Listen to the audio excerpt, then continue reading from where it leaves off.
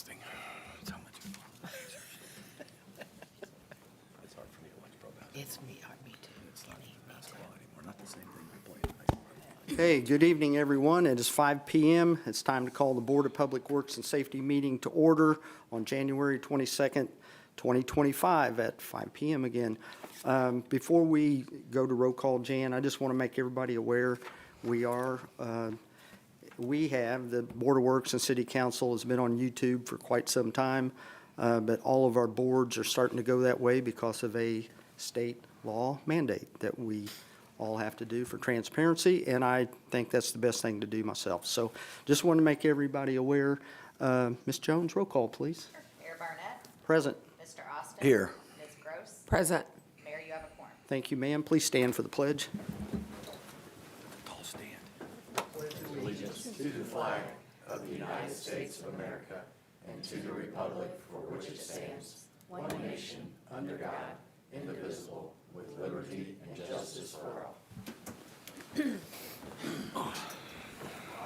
Okay, thank you all for being here. Is there any announcements, public comment that does not pertain to the agenda? Yes, sir.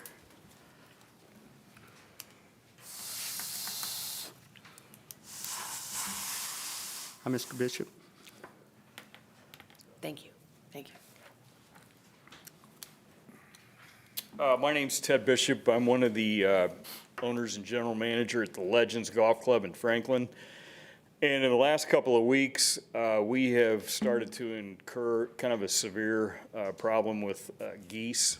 And basically, what's happening as the snow melts on some of the mounds on our green banks and tee banks and areas around bunkers, the geese are roosting in these spots. They're looking for food, obviously, because the ground's been snow covered, and they're doing a lot of damage to turf in these areas.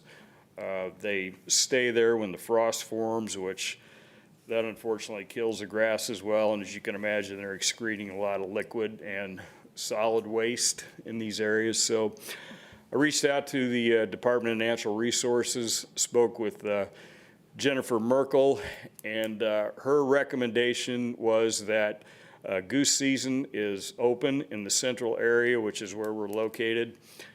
She viewed this to be a common nuisance, so she helped me procure a license which would allow me to eradicate 5 geese a day until I saw that I didn't have a problem. My concern, I reached out to Chief Cochran today, as I know I'm in the city limits, and so I wanted to come before you and ask if you would grant me permission to carefully do what I needed to do to get rid of this problem. And just for purposes of the record, the waterfowl and fowl and things of those nature are under the jurisdiction of DNR, but the only question is to make sure that we don't put our police officers in an uncomfortable position. They do not want to arrest Mr. Bishop for discharging a firearm within the city limits. Appreciate the courtesy, Ted, of coming forward. So really the only question is if it's, and in the past we have done so, we have granted that relief from the request when people come forward before they do it. Yeah. So, Chief, how do you feel about it? And Ted, are you guys going to communicate the day that you do that, or just let somebody know somebody in the neighborhood hears a gunshot somewhere? Right. Yeah, you guys communicate on that? Yeah, I mean, as I told the chief, one of the things that they suggested, and I should have it tonight, is a green laser that evidently they don't like. And so I'm going to try that tomorrow. And hopefully, if I do that over a couple of days, maybe that eliminates my problem. And my experience, I've had permits in the past, and the time of the year is different than when typically they would issue these permits. You can actually, from March the 11th through August the 15th, I've had a permit, and unfortunately, I've not had any geese during that time because I got a lot of traffic, people playing golf, and they don't like that. But my last resort is to start eradicating these things, with a shotgun. I want to try the green laser first, but it's a big problem, and there's a couple of areas on the course that they've done quite a bit of damage to, and the biggest problem you have this time of the year, the turf is dormant, it's not growing, it's not gonna replace itself, until things warm up and the grass does grow, and I don't wanna get in a situation where I've got a bunch of huge areas on the golf course that I've gotta go out and try to reseed and reestablish in the spring. And I totally understand. One thing that we want to make sure of, and I've thought about this, Chief kind of gave me a heads up that she was going to come tonight. We just want to be able to make judgment calls one-off, because I don't want to have your neighbors at Heritage or somebody, the homeowners association, coming to us, and now all of a sudden they want to start firing guns at the geese. I don't think that's a good habit to get into, but in your situation with what you have in a more condensed, closed area where you can safely do this, I feel more comfortable that way of doing it. Chief, can Yeah, you? we'll put something out to dispatch and all the road officers so that they know, and Ted and I'll just stay in contact. And my understanding after I spoke with Joanna a little bit today to see if it's been done in the past and how we did it, is that after a couple of days of whatever means of eradication, they'll leave on their own at some point in time. Nobody knows what that magic number is, but it'll eventually. And it's a take care of big, itself. it's a bit unique to have this large of a property within city limits. Of course, we have another golf course, but having individual residents in subdivisions is not something that we would encourage, but under these circumstances, and technically, Joanne, I don't expect you to know the ordinance off the top of your head, you probably do. Then essentially what we're asking is a waiver of the provisions of the noise ordinance or the illegal discharge of firearms within city limits ordinance, correct? Yeah. Okay, so that's basically what they're asking for, in this limited circumstance, that we are waiving that provision of the legal discharge of firearms within the jurisdiction. Okay. The other thing I'll do is I'll push something out to, the moderator of one of our groups, both HOAs, McLaren Manor and Heather Glen. I'll push something out tonight. Yeah.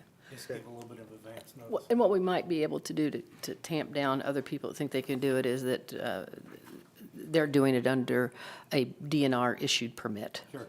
That will make a big difference. Okay.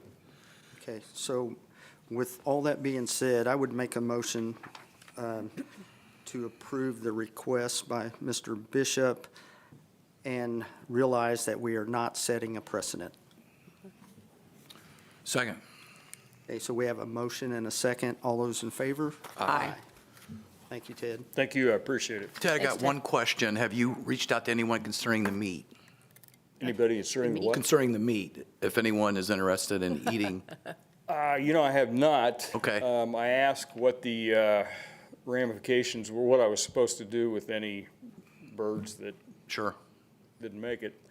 And they said there was no recommended means of Okay. disposal since Fair I enough. was actively hunting them. But if you want them, I'll be happy to do not bag 'em and you can personally. come out and pick 'em up. No, thank you. I thought I was gonna drop 5 off to the mayor tomorrow, just out of courtesy. This could be long drive prizes in the spring. Thank you. All right, thank you. Is there any more announcements or public comments that does not pertain to the agenda? Seeing none, we will move on.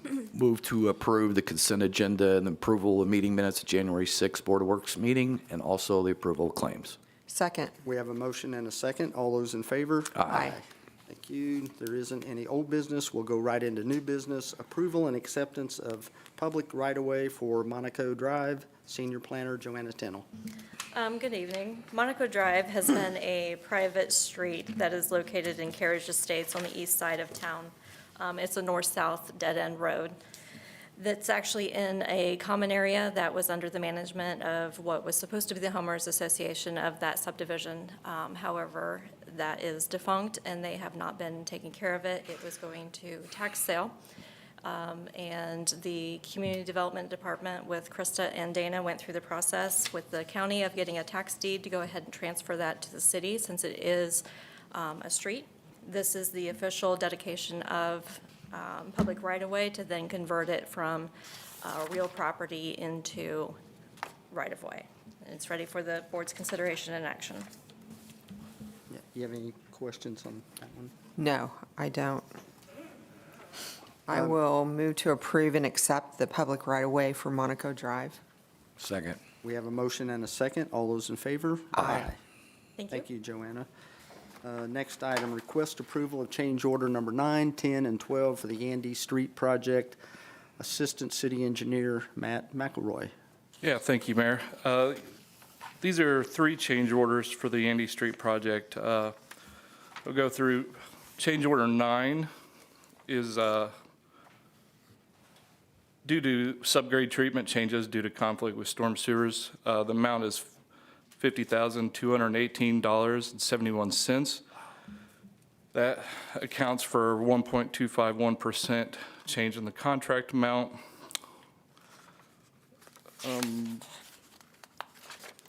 Change order 10 is due to conflicts with and removal of retired gas and water lines in the amount of $7,008.30, which results in a 0.175% change to the contract. There is no change order 11, that was eliminated. And change order 12 is for a concrete curb that was added to the project along edge of sidewalk and several residences to provide maintainable lawn slopes. And that amount was $49,350.00. That is a result of 1.229% to the contract, bringing the total amount of change orders overall to 12.913%, which is well below it's below the 20% required by NDOT. Okay, on these change orders, I'll just tell you that I agree with all of them that's here. Number 10, I don't like number 10 because I think that these contractors, they look for every way to be able to squeeze a dollar out of somebody. But whenever I was a contractor, I didn't get paid for that. We did that. We knew it when we bid the job. However, this is a state job, and NDOT looks at it different. I will also say that number 11 is not here because number 11 is I pushed back with NDOT that I absolutely fought that one. They wanted us to fix a flat tire on a piece of equipment that was about $10,000, if I remember that. I think that's correct, and, yeah. So we did get that one throughout, but we didn't get 10. So I don't think we really have a choice on these change orders when NDOT is the one that's approving them, and they just want us to put our blessing on that they approved them, is the way I take it. Yeah, that's correct. And I do want to point out before these are approved, that we are expecting a last and final change order 13, which is a quantity balancing change order. And currently, the inspector has told us that that's going to be a negative change order, approximately about $113,000. The unfortunate thing is we're going to have to wait on a check from NDOT, which, as Mark usually puts, is 5 years down the road, so. So I think what you're saying, Matt, correct me if I'm wrong, we're not going to be out the funds here because we've already paid these funds. But when it comes time to get our refund from what we've paid, it'll be way down the road before we get that back. Correct. Okay. Interesting. Hope that makes sense to everyone. Does. With that said, I'll request the approval of change orders number 9, 10, and 12 for the Andy Street project as presented. Second. Okay, we have a motion and a second. All those in favor? Aye. Okay, item number 3, this again, it's Matt. It's going to be request the following subdivision performance bonds and subdivision surety agreements be accepted for the Bluffs at Youngs Creek, Section 5A, and request the following subdivision maintenance bonds and subdivision surety agreement be accepted for Bluffs at Youngs Creek, Section 5A. Assistant City Engineer Matt McElroy. Thank you, Mayor. Yeah, we have 3 performance bonds for the Bluffs at Youngs Creek on behalf of WinStar and the Clayton Property Groups, Fisher Contracting. Performance bond number 263322 for streets in the amount of $354,264. Bond 263323 for sidewalks in the amount of $547.20. 263324 for survey monuments in the amount of $8,280. Maintenance bonds, 263325 for street signs in the amount of $938.75. 47 SUR 30021401128 for erosion control in the amount of $23,014.95. 47 SUR 300-214-0111129 for earthwork in the amount of $14,734.55. 47 SUR 300-214-0111130 for storm swells and underdrains in the amount of $28,847.40. 47 SUR 300-214-0111131 for sanitary sewers, $25,379.38. I will move to approve the subdivision performance bonds and subdivision surety agreements be accepted for the Bluffs at Youngs Creek, Section 5A. I will also make a motion to accept the subdivision maintenance bonds and subdivision surety agreements to be accepted at the Bluffs at Youngs Creek, Section 5A. Second. We have a motion and a second. All those in favor? Aye. Thank you, Thank you. Matt. Okay, next item, approval and acceptance of secondary plat for the Bluffs at Youngs Creek, Section 5A. Senior Planner, Joanna Tennell. Good evening. With the acceptance of the bonds, the plat is now ready for acceptance, which is the Bluffs at Youngs Creek, Section 5A. It's ready for the board's consideration and action. Move to approve and accept the secondary plat for the Bluffs at Youngs Creek, Section 5A. Second. Okay, we have a motion and a second. All those in favor? Aye. I also did want to share, both with the Bluffs at Youngs Creek, Section 5A, and Winterfield, Section 1, with both of those plats being accepted and then essentially recorded, they would be ready for building permits to be issued. Right now, we are waiting on the installation of the electric backbone in both of those subdivisions, Winterfield being Duke and the Bluffs at Youngs Creek being Johnson County REMC. So upon installation of the backbone, we can then start issuing permits for foundations only until the backbone is then energized, at which time we can then issue full building permits. Thank you. Okay, the next item that we have on the agenda is under other business, and it's the, just the list. Every year I put out the list of what we completed in 2024, and then in another list of what we're going to try to accomplish in 2025. So if you look at the 2024, where you see the line in the middle that complete, and there's a little star there, that means that we got those projects completed. And the ones that is left blank is we've carried over to 2025 or maybe even 2026. Like I know the Forsyth Street culvert replacement, we're doing the engineering of it now. That'll be a project in 26. The US 31 state project, Matt, do you want to talk about that one just a little bit? Yeah, the project bid today, there was 3 total bidders, but none were below the engineer's estimate.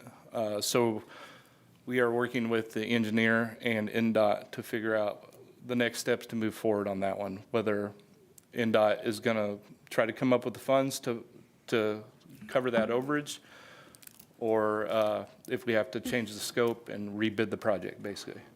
Okay, Did they publicly open the bids? Yeah. So approximately how much over the? We're talking About 30%. Oh, okay, so that kind of a percentage over? Okay. Yeah. Okay.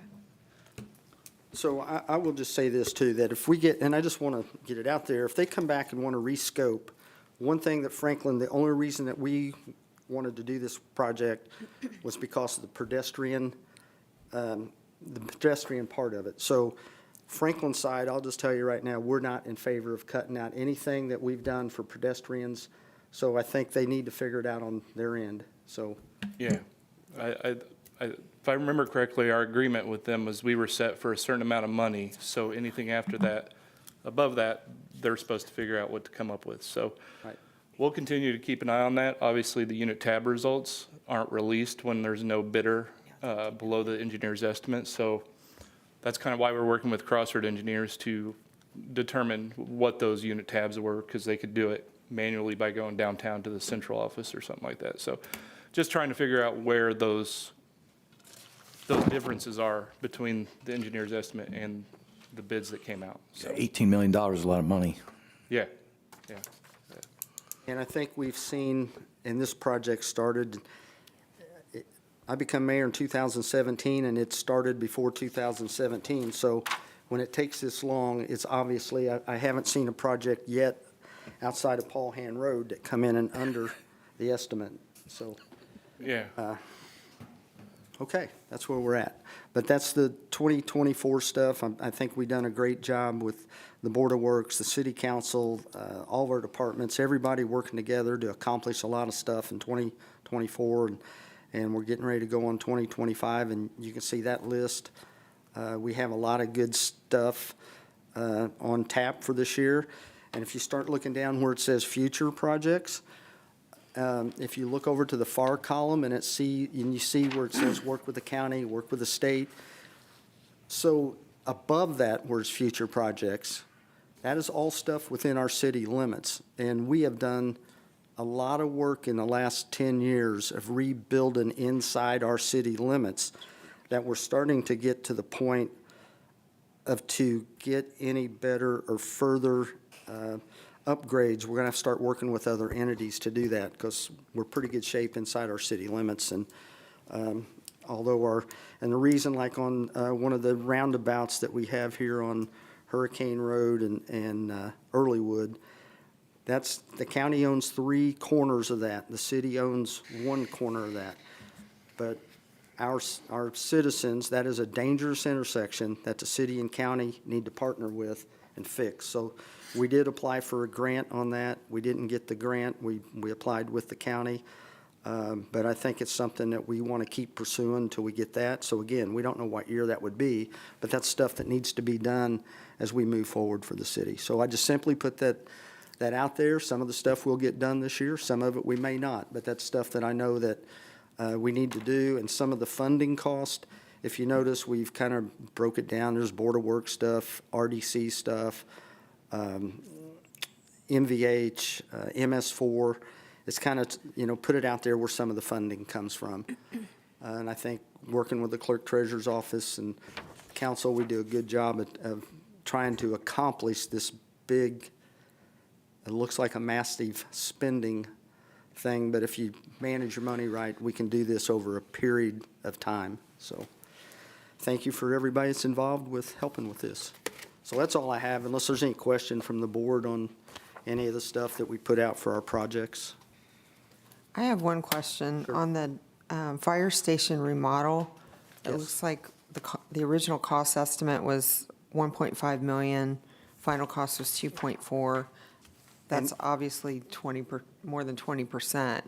Actually, that was just an estimate that we had back several years ago when we started Okay. talking about that. Okay. That was the original estimate, and I just didn't get that updated. Yeah. But It Okay. wasn't the engineer's estimate when we did the private party. Gotcha. And that's a good point, Tina, that some of these prices that you put in here, like the cost estimate, that's just like me and Mark and Matt getting together and thinking, Brainstorming. yeah, this is what this should cost from our experience from other things. Okay. And then in the end, we're all pretty happy when it's real close to what we think it might be. And then there's other times it's not close, so.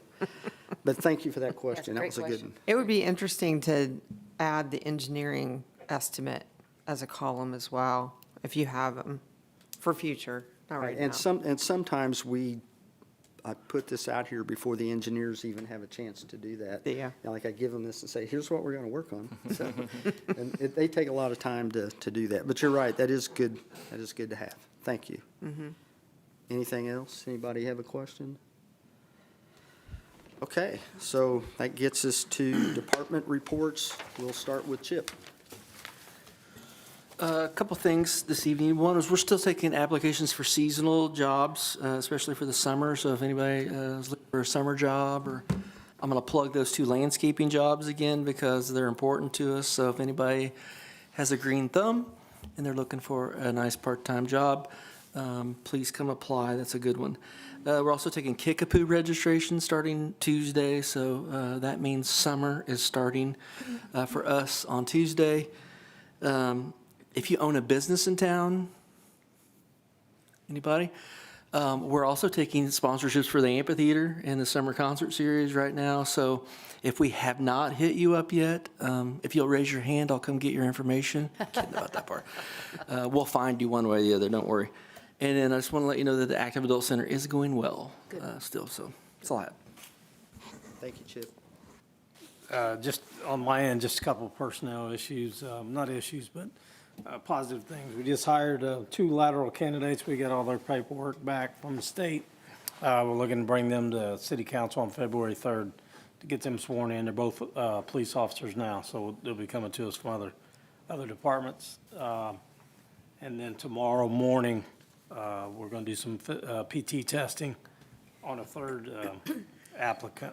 If all goes well there in the morning, we'll make him a conditional offer. He is not a lateral, so we'll have to send him to the academy.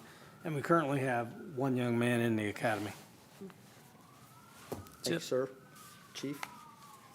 Nothing tonight, sir. Stay warm. Thank you. Sherry? Business as usual, nothing additional, thank you. Rick? Nothing tonight, sir. Just a couple updates from yesterday's redevelopment commission meeting. The additional funds for the fire suppression system for IOZOs on Jefferson were approved. So that project is still moving along. They're nearing completion. There has been a lot of progress on 650 Overstreet, which is the house that the FDC purchased and is rehabbing. It now has all new floor joists and new subfloor, so it's a lot safer. If you want to take a look, you're welcome to go in there at your own caution. But the framing has started for the rooms, so you can kind of see how things are going to be configured. Dana's been working hard on getting the additional metal cutouts and lighting in the Veterans Alley. So as soon as kind of the weather breaks for that, they'll start working on that. And then we're also looking at new, where the stars are in the Artcraft Alley. Those are kind of worn out. They've lived their life and need replaced. And so we're looking at changing that up a little bit, so kind of finalizing those things. There's also an owner-occupied rehab grant through the Office of Community and Rural Affairs. That application was announced yesterday, and it's due February 21st, so we're going to do our best to apply for that. That would allow us to help residential properties that are outside the TIF district, which we can't do through the residential repair program through the FDC. And those are major things like roofs, ramps for accessibility, plumbing, electrical, HVAC, those kinds of things. And that is an income limit based on the state income limits to qualify. So we're excited to maybe be able to help some people that have been on a waiting list for several years. So looking forward to that. Thank you. Jason? Other than looking forward to warmer weather, Street Department also has a full-time position open for a laborer. So if you know anyone that's interested, send them our way. Okay, and the application has been posted? Yes. Just so everybody knows, it has been? Yep. Okay. All right, and I know we say this all the time, but we can't say it enough. We appreciate all the work that Street Department and working with the parks and sewer department and cleaning up our streets during the snowstorms. Thank you guys again. You're welcome. So, Matt? You touched on the big one with 31, but we also have the second round of the 2024 CCMG going to bid on Monday next week. So that'll be nice to get more streets paved next year. So that's. Thank you. Pam?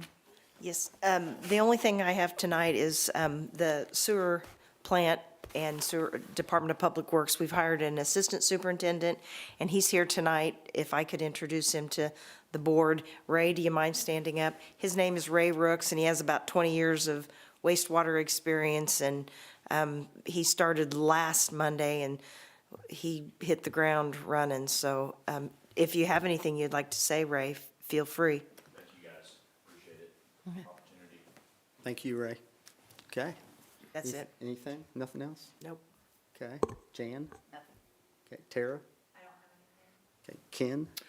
Just kudos to the street department and snow removal team with Brett and his team and the coordination like you had mentioned, so thank you. Tina? Nothing, sir. Lynn? Nothing. The attorney always has last say, Well, I like that. No, I don't have anything, sir. except for my last say. I was going to say, you're always the one to say. I don't have anything to say. Again, I appreciate everyone that's up here and all of our 195 employees that the city of Franklin has. So with that, I'll make a motion to adjourn. Second. All those in favor? Aye. Thank you.